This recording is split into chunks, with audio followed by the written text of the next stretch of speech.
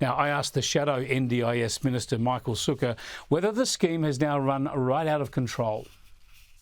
Well, Chris, we're seeing two very stark and different messages come out of the government. On one hand, Bill Shorten, before the election, said there was no sustainability issues with the NDIS.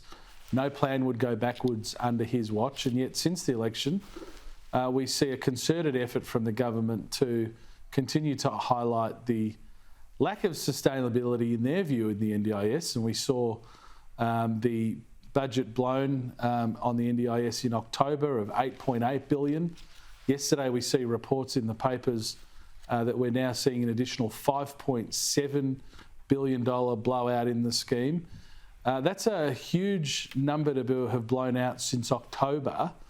We're seeing the government trying to walk back the assurances that they gave Australians before the election. So it's very hard to tell is the answer, Chris, because on one hand, you've got a minister saying one thing, a treasurer and a prime minister saying something else, and quite frankly, the numbers which paint a different picture as well.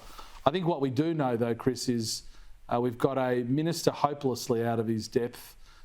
He was good in opposition in highlighting problems, but he's been unable to fix any of them in government. In fact, those problems are getting worse. Well, there can be funding problems or financial problems in really two main ways with the NDIS. Let's talk about service providers. Are they rorting the system?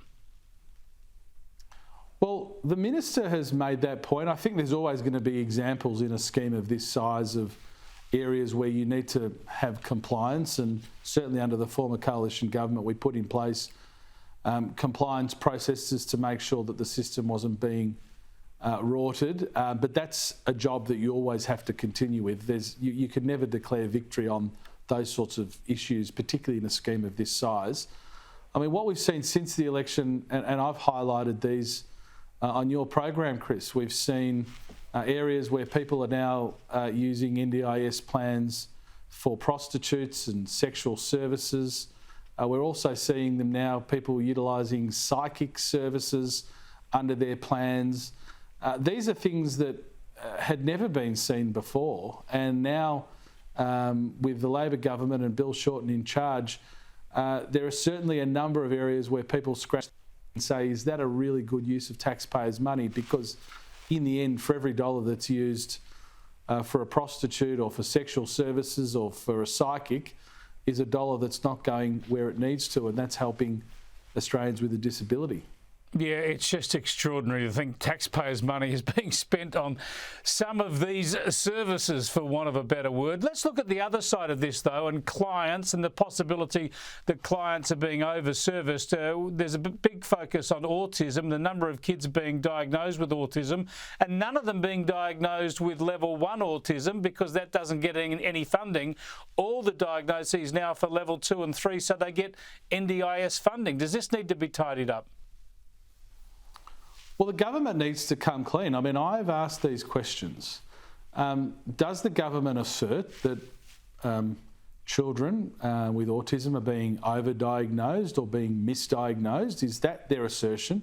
If it is, they should come out publicly and make that case. I mean, the point I'd make, Chris, is that those families who just want the best for their children, who want their children to get the assistance, that early developmental assistance, which we know will set them up for life. Those parents were given assurances by Bill Shorten before the election that no plan would go backwards, that the scheme was sustainable, and now we see this drip feed of information, presumably coming from the government, trying to lay the groundwork for this. In my view, I'm very sympathetic to parents who have a child with an autism diagnosis and them wanting to get access to the best possible services that are going to set them up for life. Now, if Bill Shorten's changed his mind on that, he should come out and make it very clear and explain why he said one thing before an election and he's trying to lay the groundwork for something quite different after the election. Yeah, look, everybody wants kids and families to get the best attention. Look, it might be a case of having some assistance for level 1 so we get medically led diagnoses rather than having the funding system drive those assessments. We shall see. No doubt Michael Sukkar will come back to this issue time and time again. Thanks for joining us.